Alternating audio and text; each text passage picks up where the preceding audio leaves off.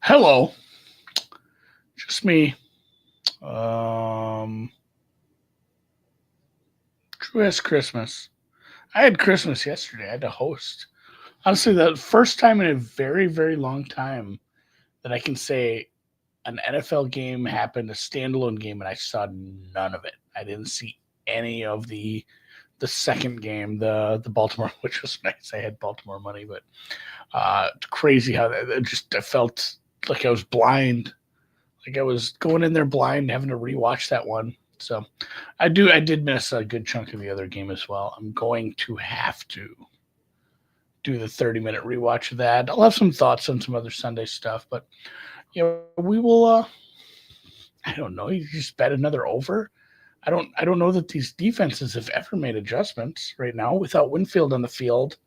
The like God, what's the guy's name who got called for the phantom holding penalty, which like it was maybe a bad call, but at the same time, CD still caught the ball. It didn't matter what they called at this point. So, yeah, the Bucs are going to screw up this division. This, how they say there's like an NBA game, and they said there's been 19 lead changes in this one. This is like this division has had like 3 or 4 of those chokes in a year already. Um, and yeah, it's just they're not getting a pass rush right now. The Bucs are not getting a pass rush. That is a horrible combination with a team that kind of wants to attack you deep because they have, Lamb and a couple other pieces, and at the same time, you have a secondary that's Zylan McCollum and Tyke Smith. I mean, it's not the who's back there. So second half is opening up at. I got to refresh, or what are we going to do here?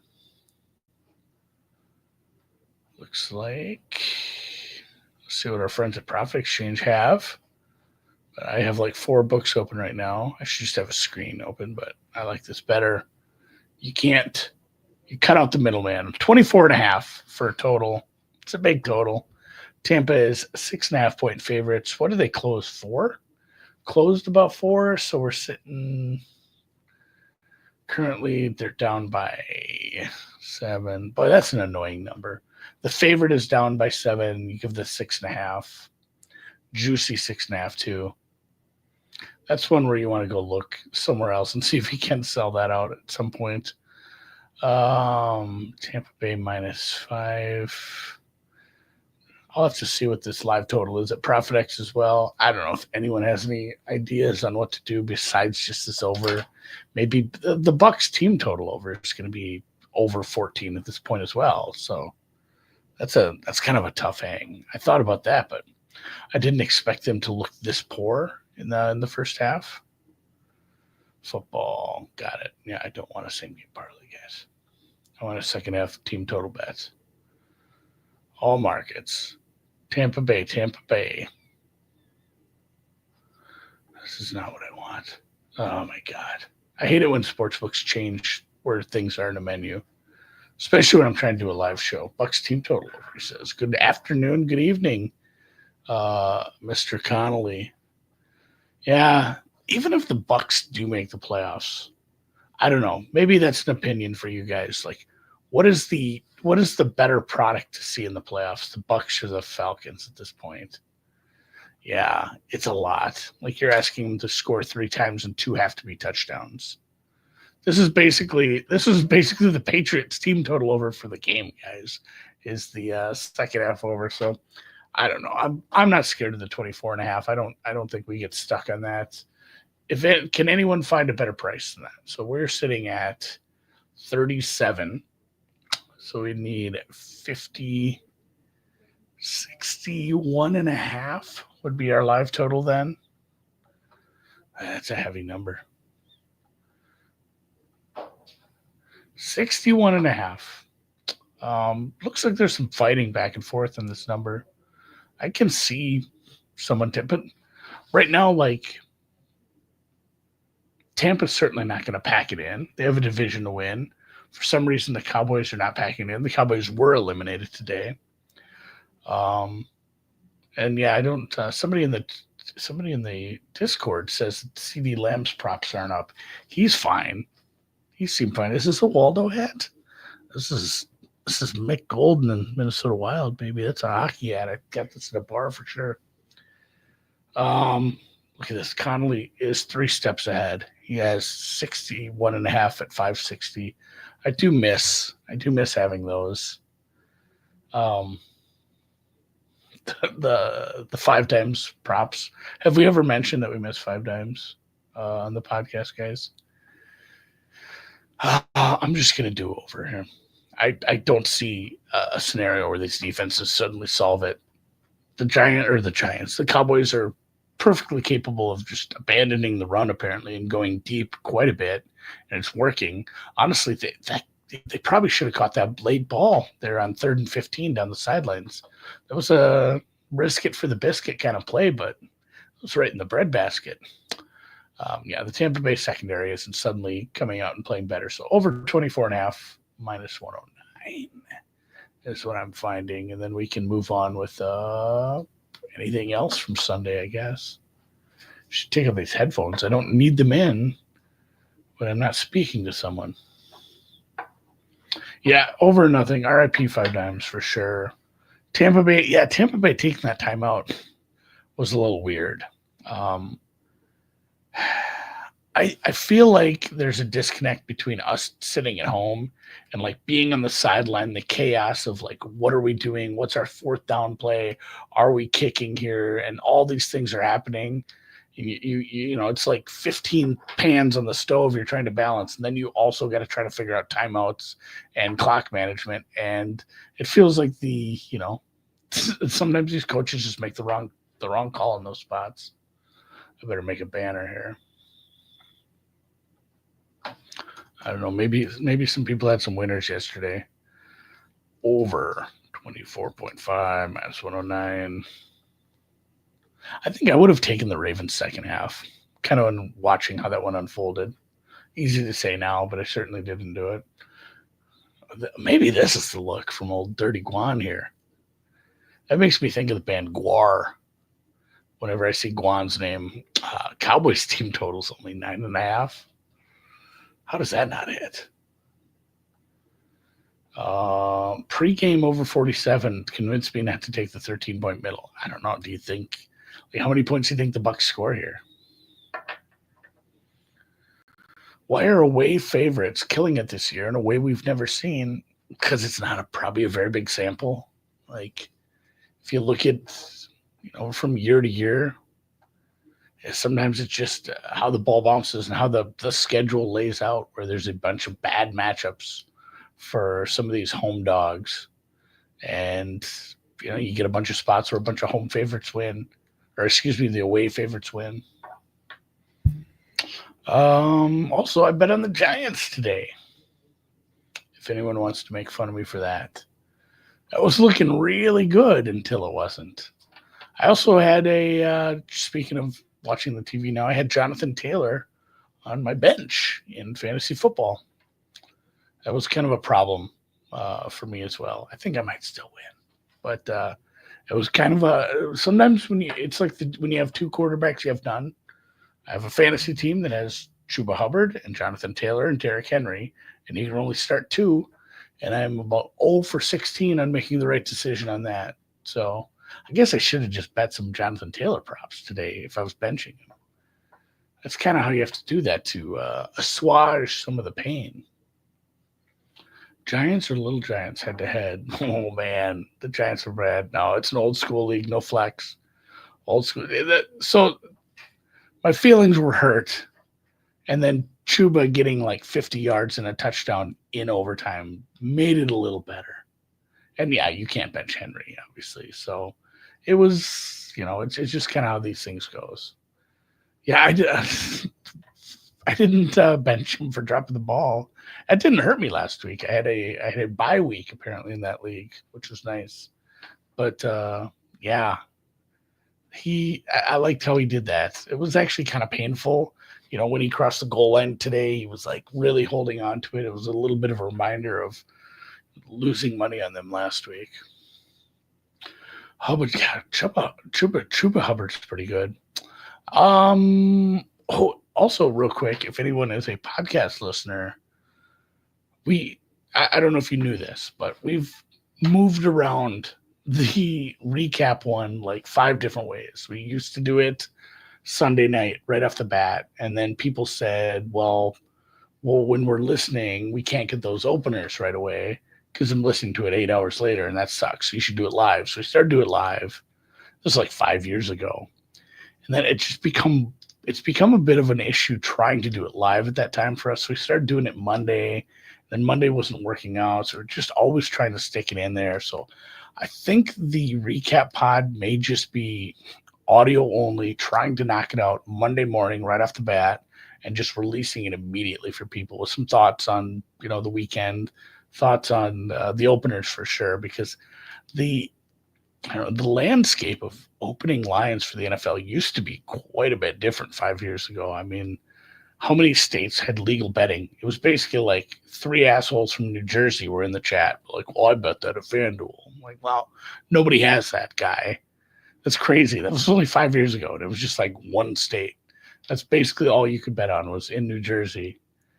And because we were basically waiting for Bet Online, and we were waiting for a bookmaker to open. Those were the two that were opening for us, and basically the world, unless you did have a European book that was copying, or I'm not sure how early Pinnacle opened. Didn't really matter for us, as it wasn't something we could bet into without the assist. So look for that. There'll be a podcast tomorrow for sure. Because it's nice to recap the injuries too. I spent a lot of time on Sunday trying to knock down all the injuries that kind of occurred. Some of them go a little under the radar, although there were like this doesn't happen very often. There were 3 or 4 teams today that just straight up didn't have any injuries, which is kind of rare. Like Carolina didn't get hurt. Denver really didn't get hurt. The Rams, I couldn't find any real injuries during the game. Same thing with the Patriots. It's rare. Usually you get like one of those a week. So it's kind of wild having that many. Yeah, do people still bet at Monmouth? Is there still a book over there at the horse track? I'm trying to remember where people were betting like right away. So when it was first open, I don't even know that they had mobile. I feel like you had to go to Monmouth. You had to go to some of those like brick and mortar places right away. This is true too, that the schedule makers did what they could to have a ton of divisional games in these last few weeks. And there's going to be a bunch that kind of don't matter. They will for positioning, but I mean, the scenarios for somebody to steal the 7 seeds now are pretty wild at this point. I think that was massive. Obviously, Sam brings that up because he's a Washington Commanders fan. But, I mean, they were projected to lose that game if it went chalk. And if they lose and Seattle wins, there's a very tight race there. And suddenly Seattle's win probability to get into the playoffs is now like 15%. And some of that is, I think, winning the division. I don't believe the Rams have clinched that. I could be wrong. They're 9-6. Seattle's 8-7. Tiebreakers or God knows what. But yeah, maybe that is part of the calculus too. So Commanders, Packers fight. I mean, Packers haven't clinched yet. They play tomorrow. I think they can. Vikings are in. 1 through 5 in the AFC are clinched. Chiefs, Bills, Steelers, Texans, Ravens, and then Chargers. Chargers have like a 90, 95, 98% chance to get in, and the Broncos. I guess the Colts did win. Colts won. Dolphins won. Bengals won. I don't know. Those scenarios are dumb. It's going to take a lot. It's going to take a lot for something weird to happen. So you kind of have your field set. You just need to figure out who's going to grab these. The top seed is most likely Detroit. Minnesota has a decent chance. I think it's about 3-1 for Detroit right now. Buffalo winning helped, obviously them, but I think they were kind of hoping maybe Pat would take 1 week off. That was the part of the game I did catch. It was like, I kind of got to see this to see if he is limpy, gimpy, or anything in between. And Jesus, the like right away. Not only drives down the field, but runs the touchdown in and does the run through motherfucker play. Yeah, the NFC West is very weird. I do I do know there was people that put money on the Niners to miss the playoffs, which was a good, bigger price. That was a good one. I know. I think Sam Hoppin, he had me help him Dutch it so he could figure out because he wanted to see if there was a better price just looking across books. Maybe that's some good advice just for people who do like futures because I feel like whatever the price he was or he found for San Francisco to miss the playoffs was worse than Dutching the other three to win the or to not win the division, I believe is the bet he took. And then he found like the very best prices at three separate books for Rams, Seattle, and Arizona. And if you arrange them at the right amounts and the right ratio, it was a better price. So kind of something to look at. It's a more of a pain in the ass, but if you're the kind of guy who likes to maximize your return, get yourself a Dutching calculator. Yeah, what is Bucky at? Maybe that's where I cut this off. Is Bucky's at 58? I think I got like 60 and change. I have to log in here quick. What day is it? It is Monday Night Football. Oh, there we go. Run, run, run, run, you little guy. Oh, that's a beauty. All right, we got Bucky Irving at over 62 and a half rushing yards. He is at 63, which is not a winner yet. Yeah, that was, I try to find something that's on Prop Builder at least, because that's in so many places. Even if I do get a better number, I'll try to put something that's not like at one place. Hey, I found this at sportsbook.ag, and that's somewhere nobody else can bet at this point.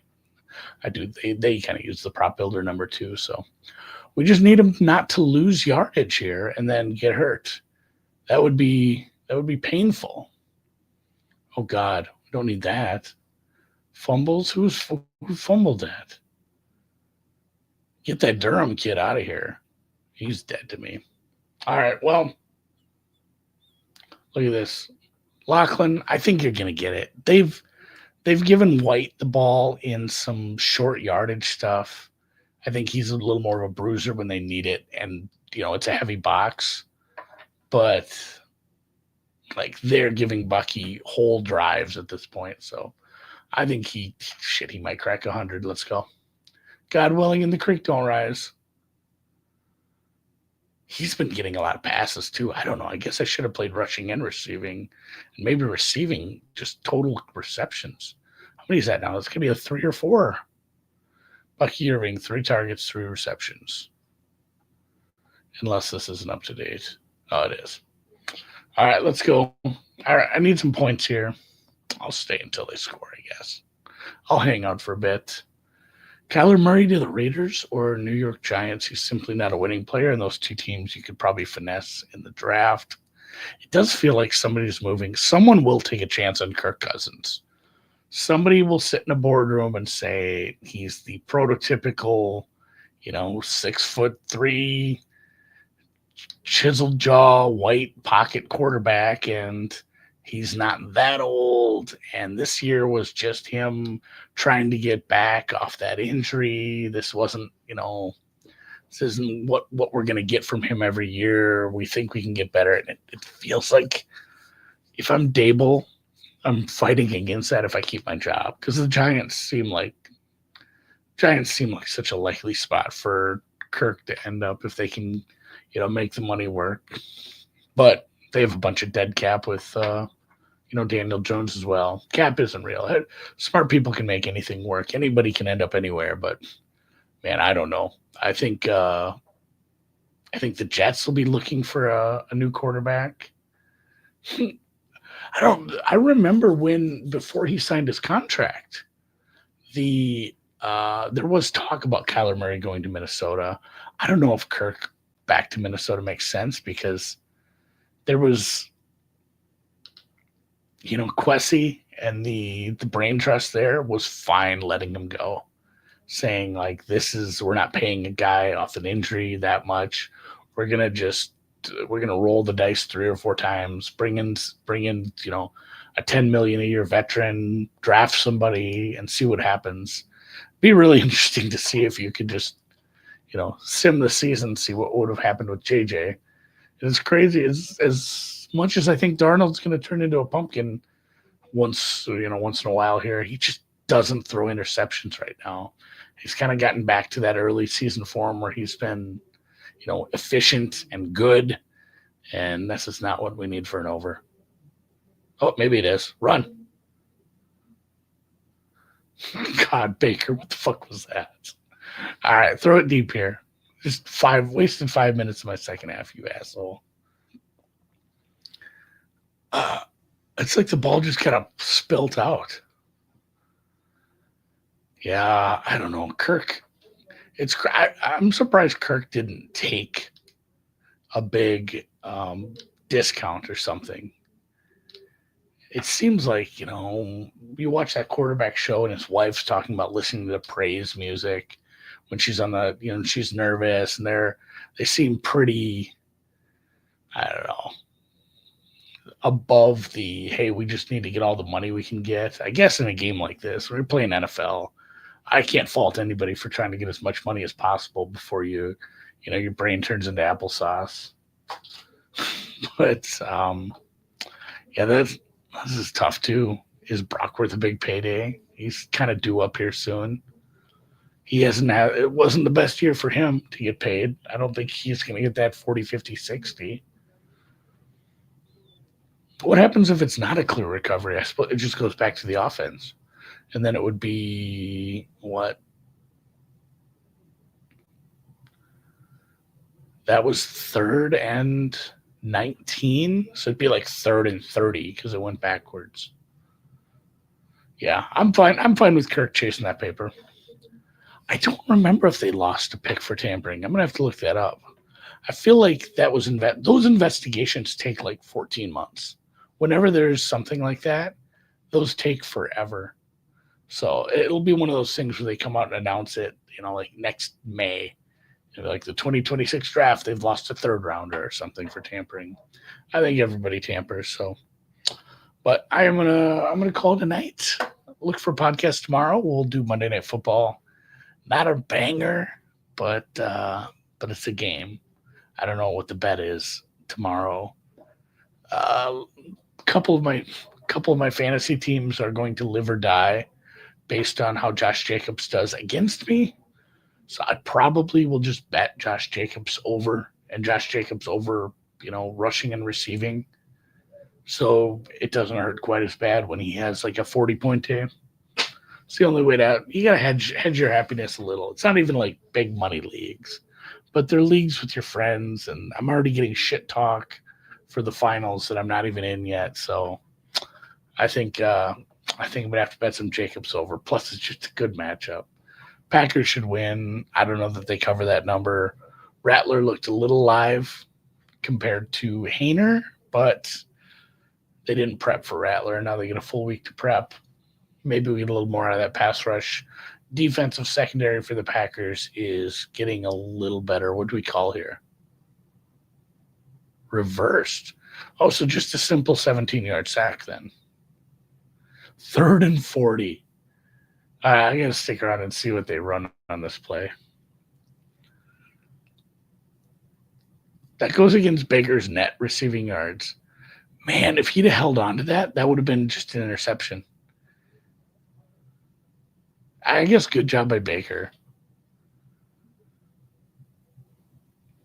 Honestly, I don't know if that's in the spirit of the rule. Like, just give them that. They didn't have a good 3rd and 40 play. Oh, hospital ball was the play, I guess. Ouch.